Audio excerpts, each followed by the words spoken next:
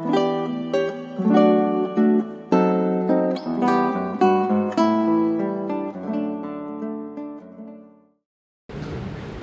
días, hermanos, nuevamente. Gracias a Dios que nos permite adorar juntos como iglesia, estar reunidos en este tiempo de convivio, ser ahora alimentados espiritualmente por medio de su palabra. Y en esta ocasión les pido que me acompañen a Hechos capítulo 2, el pasaje que acabamos de leer. Hechos capítulo 2, estaremos viendo esta pequeña porción de los versículos 42 al 47.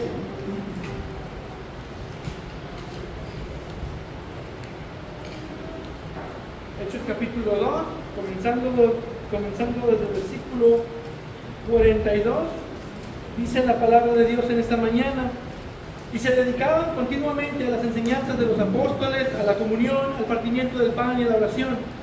Sobrevino temor a toda persona, y muchos pródigos y señales se hacían por los apóstoles.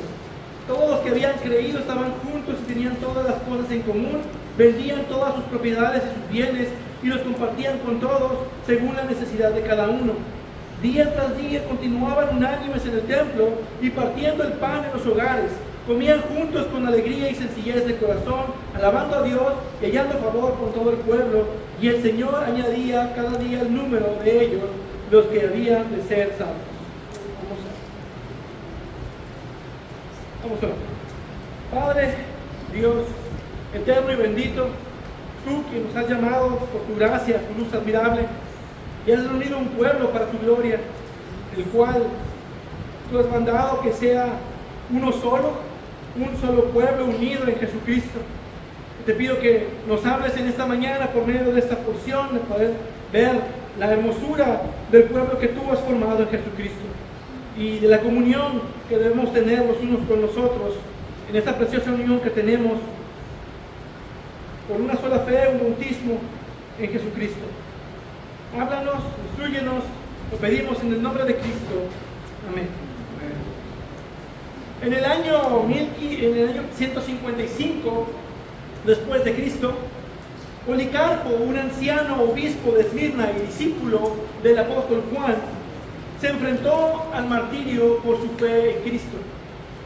Cuando se le instó a renunciar a Cristo, respondió: 86 años le he servido y no me ha hecho ningún mal. ¿Cómo puedo blasfemar contra mi rey que me salvó? Su iglesia se había reunido para orar por él en medio de esta situación.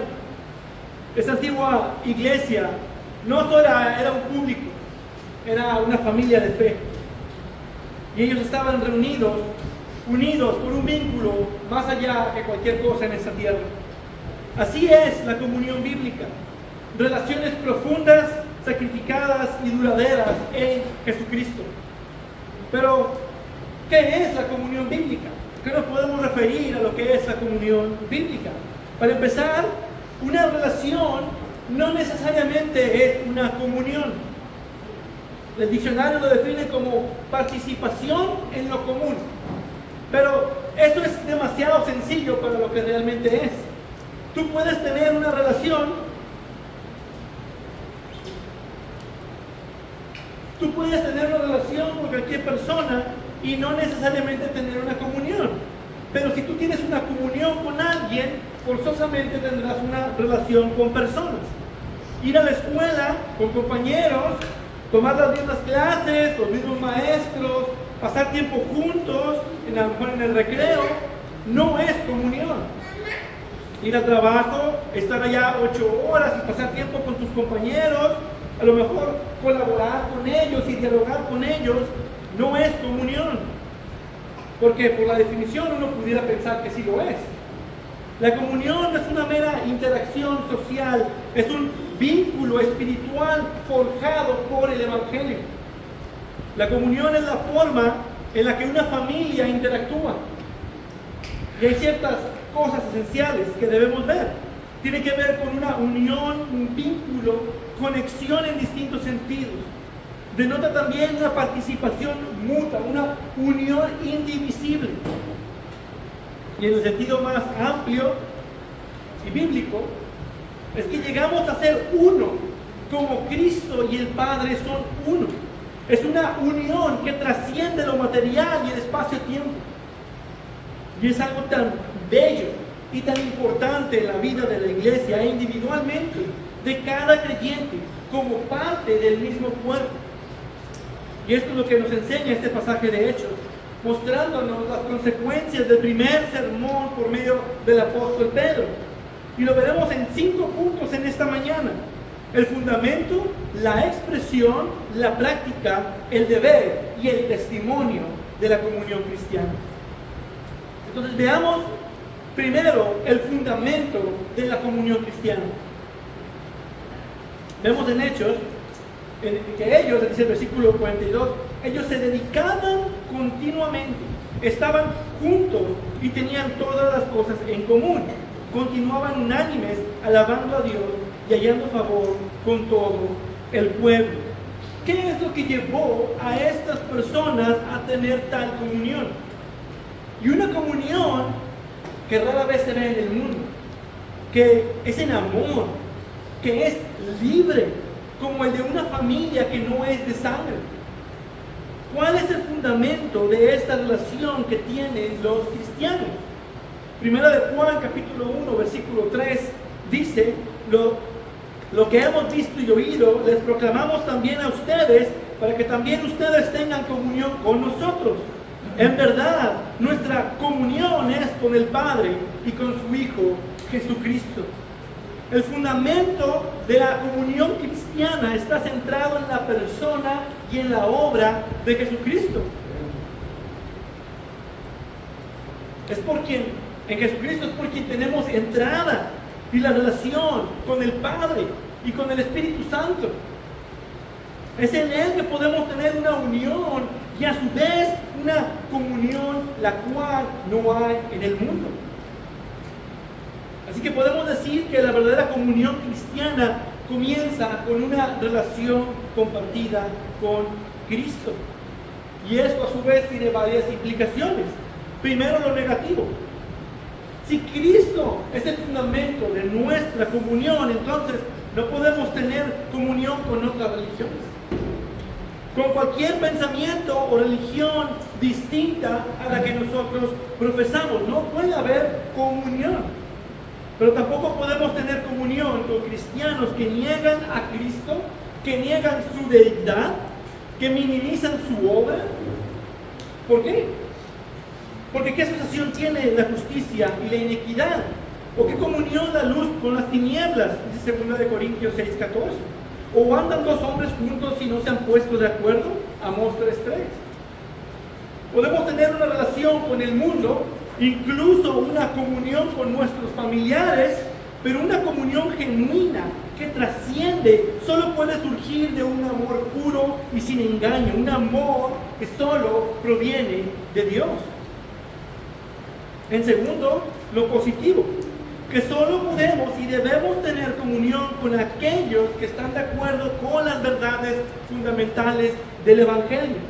Jesucristo hizo una separación entre las ovejas y los cabritos, entre las ovejas y los lobos rapaces. No pueden tener comunión los unos con los otros. Las ovejas deben de estar con otras ovejas. Y Jesús en Juan capítulo 17, en su oración sacerdotal por nosotros, en esa intercesión, ora por una unidad especial. Versículo 3 de Juan 17 dice: y esta es la vida eterna, que te conozcan a ti, el único Dios verdadero. Está hablando que la vida eterna tiene que ver con una relación de amor entre Dios y su pueblo. Y no puede ser que su pueblo se divida entre los amileniales y los premileniales, porque nuestra unión no está en doctrinas secundarias, sino en las fundamentales. Es en quién es el Dios a quien nosotros amamos y quién es Jesucristo y lo que ha hecho por nosotros. Pero luego continúa orando Jesús, Juan 17. Padre Santo, guárdalos en tu nombre, el nombre que me has dado, para que sean uno, así como nosotros somos uno. La comunión que debemos tener como el pueblo de Dios es en relación a la comunión que tienen el Hijo y el Padre. Así como nosotros somos uno. Ese es el fundamento. Así también el pueblo de Dios debe de ser uno en espíritu, uno en verdad, uno en una misma fe y en un mismo bautismo con un Padre de todos y sobre todos. Y Jesús lo reitera más adelante. Versículo 20 de Juan 17. Pero no ruego solo por estos, sino también por los que han de creer en mí por la palabra de ellos, para que todos sean uno, como tú, oh Padre, estás en mí y yo en ti, que también ellos estén en nosotros. Nosotros, los cristianos, somos portadores de la imagen de Dios que está siendo restaurada. Estamos siendo renovados a la imagen de Jesucristo. Y Dios siempre ha existido en una amorosa y perfecta comunión en la Trinidad. Así que nosotros también debemos tener comunión con otros seres humanos que también tienen la imagen de Cristo siendo restaurada en ellos. Dice que también ellos, los creyentes, en esa unidad que tienen, dicen, estén en nosotros, en la Trinidad. Eso quiere decir que cuando tenemos esa comunión y esa unidad, no solo es con nosotros, sino también con Dios. Podemos ver claramente que la enseñanza de las Escrituras nos mandan a una comunión con los de la fe. Y el fundamento para esa comunión es Jesucristo. Adoramos al mismo Dios en Cristo. Recibimos la misma justicia de Cristo. Todos somos igualmente hijos de Dios en Cristo. Así que debes de preguntarte, ¿estoy en Cristo como para disfrutar de la comunión de la iglesia? Y puedes a lo mejor disfrutar por un poco la gracia de Dios por medio de la comunión de los hermanos, pero tú mismo no disfrutar de esa comunión. Porque la base de una verdadera comunión está en tu propia reconciliación con Dios por medio de Jesucristo. Y si tú no has tenido eso, entonces no podrás tener una verdadera comunión. Muy probablemente ni siquiera te gusta estar cerca de los hermanos. A lo mejor solo estás aquí porque tus padres te traen. Pero si por la fe tienes una nueva relación con Cristo, también tendrás una nueva relación con los hermanos en la fe. Solo en Cristo podemos gozar plenamente de una comunión cristiana. Ahora, segundo, veamos la expresión de esta comunión cristiana. ¿Cómo se ve expresada esta comunión que está fundamentada en Cristo?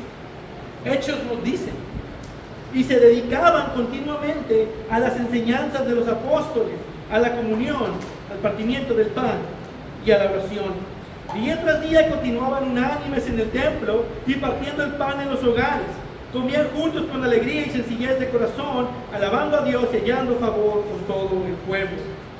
Entonces la manera de expresar la comunión cristiana en su más amplia belleza es vivir la fe juntos por medio del culto corporativo. En Cristo somos uno, así que espiritualmente tenemos unión con otros creyentes.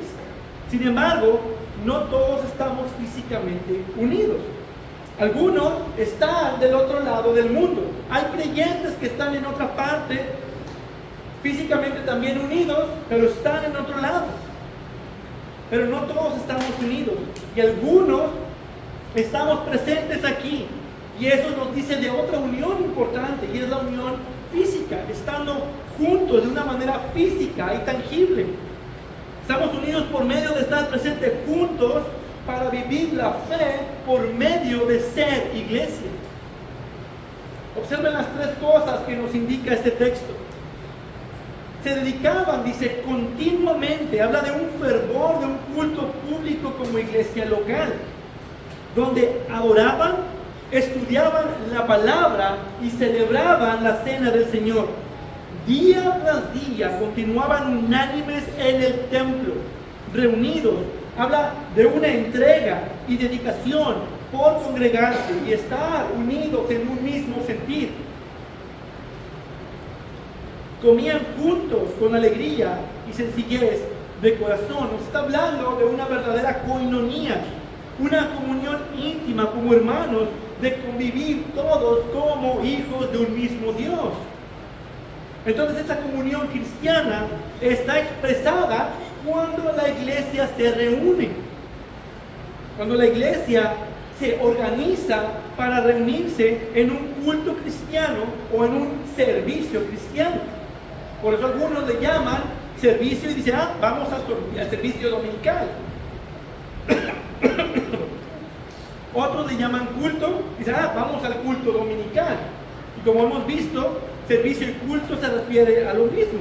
Y cuando la iglesia se reúne, la iglesia debe tener un motivo espiritual y bíblico. Y hay una responsabilidad bíblica por parte del creyente de congregarse cuando la iglesia se reúne públicamente para un culto, de estar presente todas las veces que les sean posible y no dejar de congregarse como algunos tienen por costumbre, como nos lo exhorta Hebreos, sino en medida que nos sea posible asistir a los cultos públicos de la iglesia, la reunión del cuerpo de Cristo local, principalmente porque Dios nos lo manda. En segundo lugar, porque es necesario para nuestra vida cristiana y nuestro crecimiento. En tercer lugar, porque es para nuestro bien. Y en cuarto lugar, porque es de beneficio para el cuerpo de Cristo. Es por medio de reunirnos que expresamos esa comunión a la cual somos unidos por la sangre de Cristo. Pero ¿qué hacemos cuando nos reunimos? La iglesia se reúne para exponer la palabra de Dios y para enseñar las verdades de las Escrituras. De hecho, todo el culto cristiano debe ser dirigido hacia la predicación expositiva de la palabra de Dios. La iglesia se reúne para celebrar la cena del Señor y ser recordados juntos como iglesia del sacrificio de Cristo, que Él vive y que Él regresará por su iglesia. La cena del Señor fue instituida por Cristo en el contexto de una iglesia local. Debemos continuamente celebrar el partimiento del pan. La iglesia se reúne para orar y para alabar al Dios de nuestra salvación. Orar es tener comunión con Dios, y aunque debemos hacerlo individualmente, las Escrituras también nos enseñan que debemos hacerlo corporativamente. Alabar es reconocer la majestad del soberano Rey eterno, y aunque hay formas de hacerlo, las Escrituras nos enseñan que también debemos hacerlo corporativamente. Debemos dedicarnos continuamente juntos, con alegría y sencillez de corazón, alabando a Dios y a la oración. Y ese es el énfasis de Hebreos capítulo 10, versículos 24 al 25.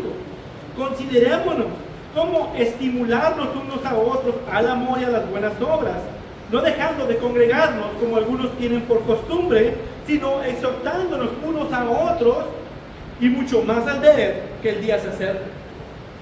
Así que debes buscar y esperar con ansias cuando tu iglesia se reúna. Que la reunión de la iglesia local sea tu alegre prioridad, negándote a ti mismo. Ve a las reuniones de matrimonios, de varones, de jóvenes, los martes de oración, la escuela dominical, no como algo opcional, porque así es como expresas la comunión con el pueblo de Dios. Ahora, en tercero, vemos la práctica de la comunión cristiana.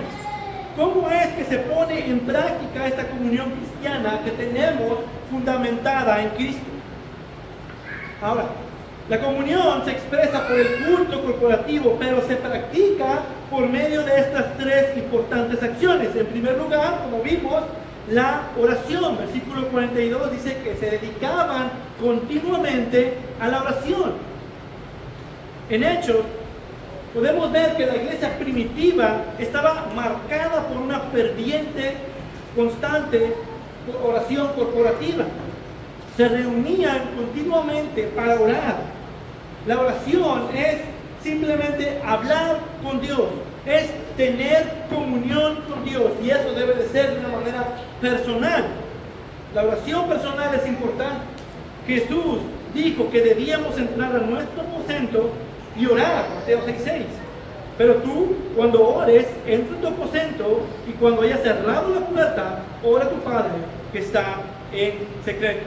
Es importante, pero la oración corporativa es igual de importante, porque aunque Dios salvó personas, también salvó un cuerpo de personas. La salvación es personal para pertenecer a un grupo, a una comunidad. La oración del cuerpo de Cristo también es importante. La oración corporativa alinea nuestros corazones a Dios. Nos ayuda a llevar las cargas los unos de los otros.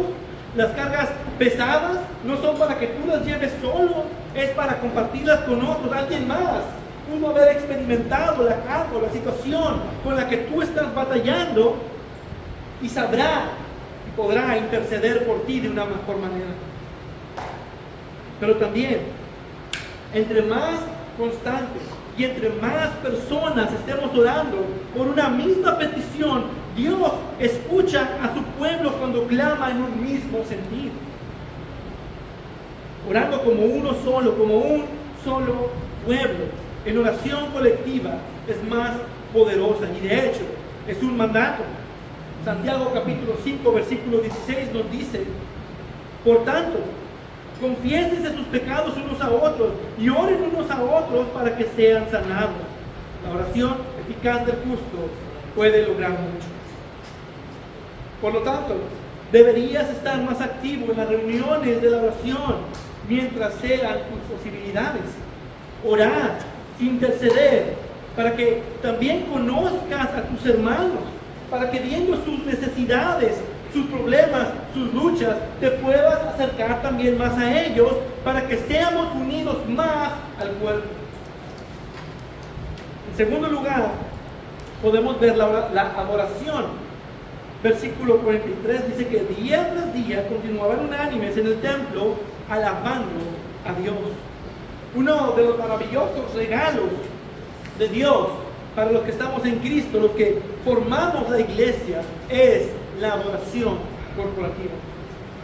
Personas con distintos gustos musicales, trasfondos culturales, a lo mejor algunos son más clásicos en su gusto musical, a lo mejor a otros les gusta más la música movida, pero cuando cantamos himnos, independientemente si son antiguos o modernos, cantamos como uno solo, y eso es hermoso. Hace rato estaba escuchando cómo se escuchaban cantando los hermosos himnos que estábamos entonando, y se me ocurrió, sabiendo de lo que iba a predicar, se me ocurrió cerrar los ojos y simplemente escuchar.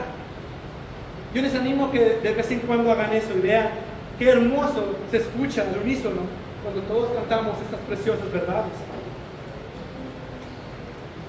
Así que cuando cantamos himnos, sonamos como uno solo, y es verdaderamente hermoso. La adoración corporativa nos ofrece una probada de cómo será el cielo.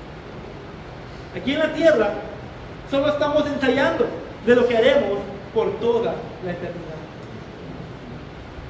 Así como la adoración también se centra en quién es Dios. Es a Él a quien adoramos. La respuesta correcta a cualquier atributo de Dios que podemos ver o aprender de quién es Él, ya sea su magnificencia, su majestad, su poder, su autoridad, su soberanía, su ser entero, es de alabanza. Estudiar acerca de Dios, debemos de responder en adoración. Adoramos a Dios, le cantamos por lo que Dios ha hecho también por nosotros en Cristo, por sus grandes misericordias y su gracia en nuestras vidas. Alabamos a Dios por las proezas de Cristo. Entonces Cristo es alabado como el que fue inmolado, quien es digno de tomar el libro y de abrir sus sellos. Desde ese punto, en Apocalipsis, la adoración se dirige al que está sentado en el trono y al Cordero, a Jesucristo. Y así como la oración corporativa, una de las grandes ventajas que tenemos cuando adoramos juntos como iglesia, es que podemos ayudarnos mutuamente a comprender la gloriosa hermosura de nuestro Dios y ayudarnos a expresar nuestra respuesta en alabanzas y en agradecimiento por sus muchas misericordias. Cantando alegres. La adoración corporativa es una oportunidad también de nosotros para edificarnos mutuamente.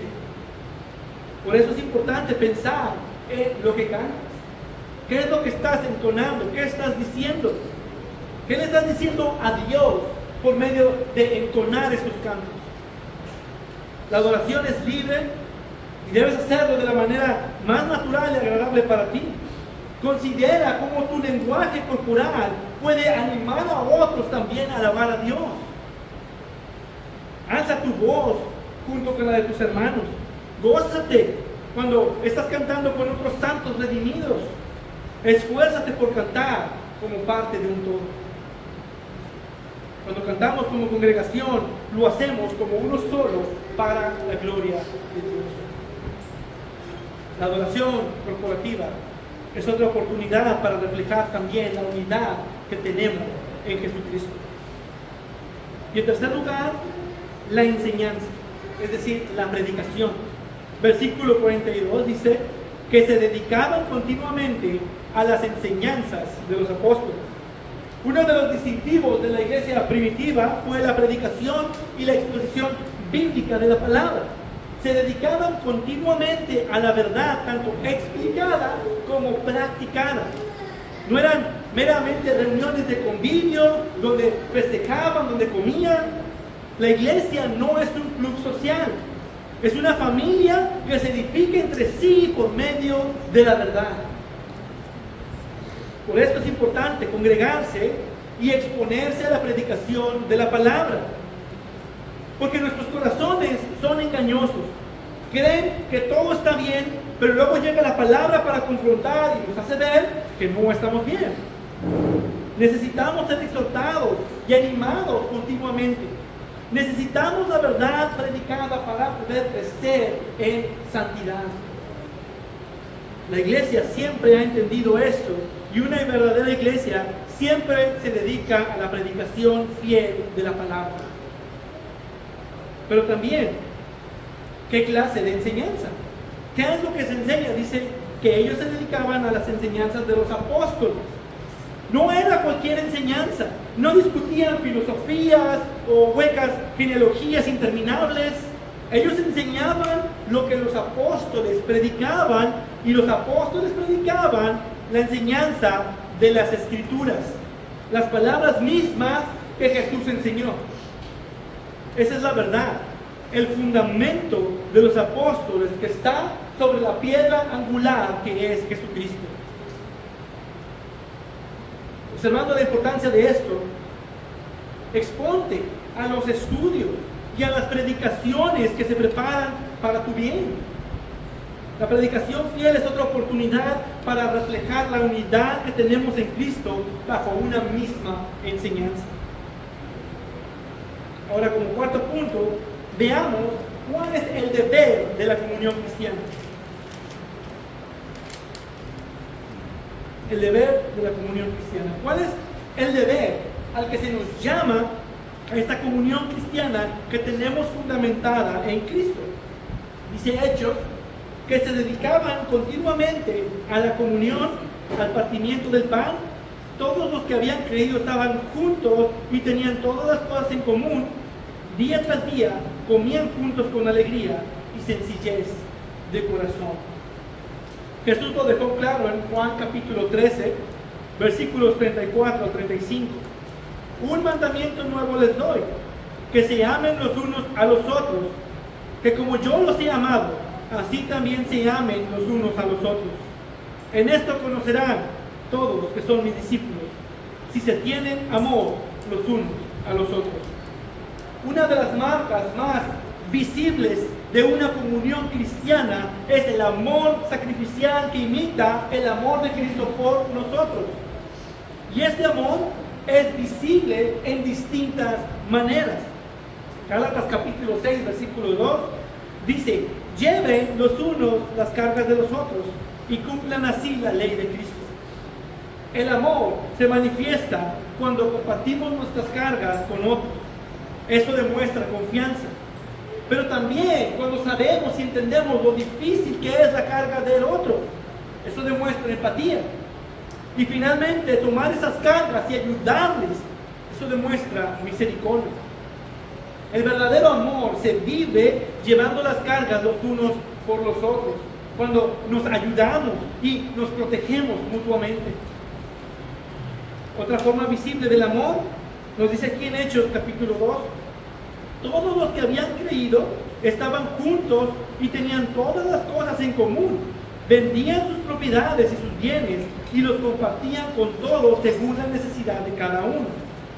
El amor se manifiesta cuando compartimos nuestros bienes con otros. Eso demuestra generosidad.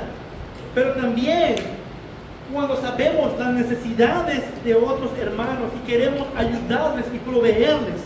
Eso demuestra un amor fraternal.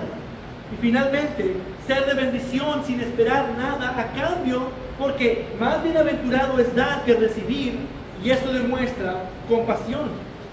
El verdadero amor se vive ayudando a los hermanos en su necesidad y satisfaciendo las necesidades prácticas de la iglesia, mientras estén en nuestras posibilidades. Otra forma visible de amor nos dice Hebreos capítulo 3, versículo 13. Antes, exhórtense los unos a los otros cada día. El amor también se manifiesta cuando nos exhortamos unos a otros. Y recordando los dones, como hemos observado en Romanos, la exhortación no es un regaño solamente. No es decirle a alguien todo lo que está mal. Es llamar a alguien aparte para hablar. Y como observábamos, eso puede ser para regañar, para molestar, para animar, consolar, para nutrir, instruir, enseñar, apoyar o inspirar o para dar consejería. Entonces el amor se manifiesta cuando exhortamos a otros y eso demuestra una preocupación. Pero también cuando sabemos que tenemos que hacerle ver a un hermano sus pecados. Eso demuestra interés. Y finalmente ser alguien que enseña. Eso demuestra tener cuidado. Podemos ver muchas más maneras de cómo se ve este amor visible. Pero con estos tres tenemos bastantes.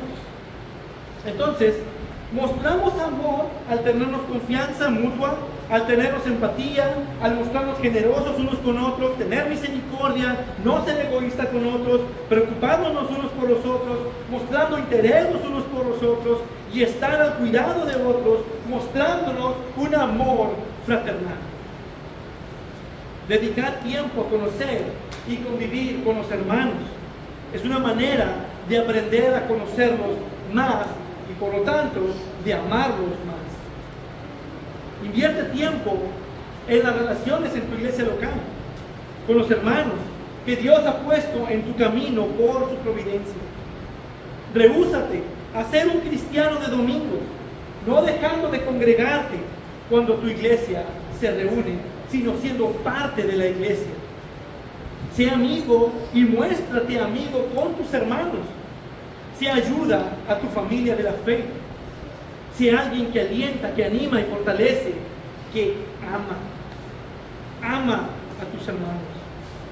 Y yo sé que algunos han sufrido traición fuerte y dolorosa, pero el dolor no debe de gobernar nuestras vidas, sino el perdón. Tampoco podemos vivir en el temor de que nos pase otra vez, porque el perfecto amor echa fuera el temor. Ama a tus hermanos. Y sobre todas esas cosas, vestidos de amor, que es el vínculo perfecto. Si nos amamos unos a otros, Dios permanece en nosotros y su amor se perfecciona en nosotros. Ese es el deber que nos tenemos unos a otros en la comunión cristiana, el amarnos unos a otros como Cristo nos ha amado. Ahora, como quinto y último punto, veamos cuál es el testimonio que da la comunión cristiana. ¿Cómo debe el mundo ver esta comunión cristiana que tenemos fundamentada en Cristo? Versículo 47. Día tras día continuaban unánimes, alabando a Dios y hallando favor con todo el pueblo, y el Señor añadía cada día el número de ellos los que iban siendo salvos. Vivir como iglesia en una comunión manifiesta una unidad más grandiosa que cualquier organización humana, y eso es testimonio para la gloria de Dios. Porque cuando el mundo se reúne para estar unidos y ser un solo pueblo, solo resulta en confusión. Ahí está la Torre de Babel como ejemplo, y en tiempos más recientes la identidad de género.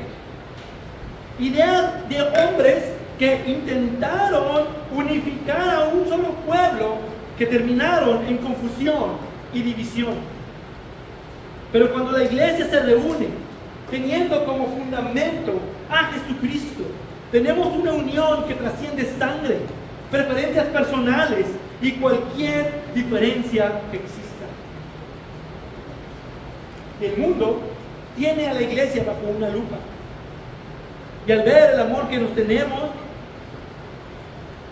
mientras el mundo nos observa en cómo oramos juntos como un solo pueblo, el mundo recibe un testimonio de la unidad que tenemos en Jesucristo. Cuando Jesús oró en su oración sacerdotal en Juan 17, dijo: pero no ruego solo por estos, sino también por los que han de creer en mí por la palabra de ellos, para que todos sean uno. Está hablando de nosotros, los creyentes, que hemos creído en la palabra de los apóstoles, que hemos creído en Jesucristo, para que en Jesucristo nosotros también seamos uno. Como tú, Padre, estás en mí y yo en ti, que también ellos estén en nosotros, para que el mundo crea que tú me enviaste. Juan 17, 20, 21. Ese es el resultado de nuestra comunión, para que el mundo crea quién es Cristo. Nuestra unidad, nuestro amor, son una luz para el mundo. Así brille la luz de ustedes delante de los hombres, para que vean sus buenas acciones y glorifiquen a su Padre que está en los cielos. Mateo 5, 16. El resultado de vivir esta comunión cristiana es de ser de luz para el mundo. Es de testimonio para Cristo. Nuestra comunión fortalece nuestro esfuerzo evangelístico. Hagan todas las cosas sin murmuraciones ni discusiones, es decir, en amor, para que sean irreprensibles y sencillos, hijos de Dios, sin tacha, en medio de una generación torcida y perversa, en medio de la cual ustedes resplandecen como luminares en el mundo. Filipenses capítulo 2, versículos 14 al 15. Es decir, que lo que hacemos como iglesia es un luminar gigante para el mundo. Y la misión de la iglesia es ir y predicar el Evangelio. Pero el Evangelio nos llama a una vida de cambio. Vivir la fe cristiana en comunión con los otros hermanos es parte de ese llamado del Evangelio. Entonces, de una manera, predicamos el resultado del Evangelio a un mundo que no tiene esperanza y por lo tanto es de testimonio del Evangelio, para el Evangelio. El Evangelio debe de ser predicado, pero también debe de generar evidencias en nosotros que otros puedan ver de cómo Dios está trabajando en cada uno de nosotros, como individualmente, como su pueblo. Y ese testimonio en sí es parte de mostrar el Evangelio, de cómo nuestras vidas son siendo transformadas y cómo vivimos como iglesia. Cuando alguien ve una vida diferente y transformada, te preguntan: ¿qué te pasó? ¿Por qué eres tan diferente como eras antes? Y poder decir: Cristo me encontró y ahora le pertenezco. Y eso es importante. El testimonio de nuestra comunión cristiana, que tiene fundamento en Cristo, es luz para el mundo. Es luz para los incrédulos. Por lo tanto, lo veas o no, estar involucrado en la vida de la iglesia impacta el evangelismo. No solo por medio de apoyar a las misiones, pero como iglesia, cuando la gente necesita amor, cuando la gente necesita sentirse bien, van a la iglesia y ahí ven y reciben ese amor que damos en Cristo. O cuando ven la unidad de la iglesia y después alguien va y les comparte el evangelio, ese testimonio ayuda. Iglesias unidas en amor y gozo glorifican a Dios y atraen a los perdidos. Es un hecho de que iglesias que demuestran esta unión crecen para la gloria de Dios. Para terminar, la comunión a la que los cristianos son llamados no es opcional, es un mandato que es vivificante y es un anticipo de la reunión eterna que tendremos en el cielo. Y quiero dejarles esta historia en sus mentes. A principios del siglo XVIII, un pequeño grupo de cristianos perseguidos de diferentes orígenes, luteranos, calvinistas, separatistas, anabautistas, buscaron refugio en una finca de un noble piadoso, el conde Nikolaus Ludwig von Zinzendorf. Déjenme lo repito porque está el nombre. Nikolaus Ludwig von Zinzendorf, que vivía en Sonja, Alemania. Ellos construyeron una pequeña comunidad llamada Carnot, que significa la guardia del Señor. Al principio, la tensión aumentó debido a los diversos trasfondos teológicos. La división amenazaba su supervivencia, pero en lugar de separarse, se comprometieron a la oración constante, a la enseñanza de los apóstoles, al partimiento del pan y al cuidado mutuo, tal como se nos describe en este pasaje de Hechos 2. De hecho, este conde Zinzendorf dijo: no puede haber cristianismo sin comunidad. El 13 de agosto de 1727, durante un servicio de comunión, el Espíritu Santo se movió poderosamente entre ellos, convenciéndolos de pecado, orgullo y desunión. Sus corazones se humillaron y se unieron en amor. A partir de ese día, la comunidad inició una reunión de oración continua que duró 100 años y se convirtió en uno de los movimientos misioneros más importantes de la historia de la iglesia, enviando misioneros al Caribe, África, América y Asia, a menudo con un gran costo personal. Fue la comunión cristiana arraigada en la oración, la doctrina, el partimiento del pan y el amor sacrificial la que dio origen y sustentó esta misión. Hermanos y hermanas, la comunión cristiana es algo muy hermoso, especial y único. Es la tierra donde Dios a menudo levanta avivamientos, sostiene a los santos y envía obreros a compartir el evangelio. La iglesia primitiva en Hechos lo experimentó, los moravos de Carnot lo vivieron, y gracias a su vida en común el evangelio tuvo gran progreso. Debemos aprender a priorizar nuestra unidad espiritual sobre asociaciones superficiales, a priorizar nuestra unidad espiritual sobre doctrinas secundarias. Que nuestra iglesia se caracterice por esa misma comunión llena del Espíritu, sacrificada y gozosa, para que el nombre de Cristo sea glorificado en nuestra ciudad de Ensenada y en todo el mundo. Y tener un compromiso firme y fiel a la familia espiritual que tenemos en Cristo, amando sacrificialmente a los hermanos de la fe como Cristo nos amó a nosotros también. Amén. Vamos a orar. Padre Dios eterno, lo que tenemos en tu Hijo Jesucristo es bello y extraordinario. Una comunión la cual no podemos tener con el mundo. Una comunión que trasciende sangre, que trasciende gustos personales, que va más allá de este mundo, que trasciende hacia lo eterno. Una unión que solo podemos tener por la obra y los méritos de Jesucristo. Por gracia la cual somos llamados como parte de tu pueblo. Yo te pido que obres. Si hay alguien aquí que no ha sido llamado, que tú le hables a su corazón, que tú le permitas ver el amor y la comunión que tenemos como iglesia, para que ellos también deseen ser parte de esto, por lo que Cristo ha hecho. Que vean el gozo y el amor fraternal que nos tenemos unos con otros, y que también tu iglesia pueda hacer y dar ese testimonio de ese amor que nos tenemos, de esa tolerancia, de esa paciencia, de ese compromiso que tenemos con la iglesia local. Que el mundo vea que hay una gran diferencia, y esa diferencia la ha ocasionado tu gracia en Jesucristo. Permítanos llevar este mensaje, que nuestras vidas sean transformadas a una unión más gloriosa en Cristo, una unión más de amor fraternal, una unión la cual tu Padre y tu Hijo Jesucristo tienen, que pueda el mundo ver y que tú recibas toda la gloria. Transforma tu iglesia, añade lo que han de ser salvos por medio del testimonio. Sigue obrando en cada uno de nosotros y sé con nosotros en este tiempo. Te agradecemos por todas tus bendiciones y tu amor.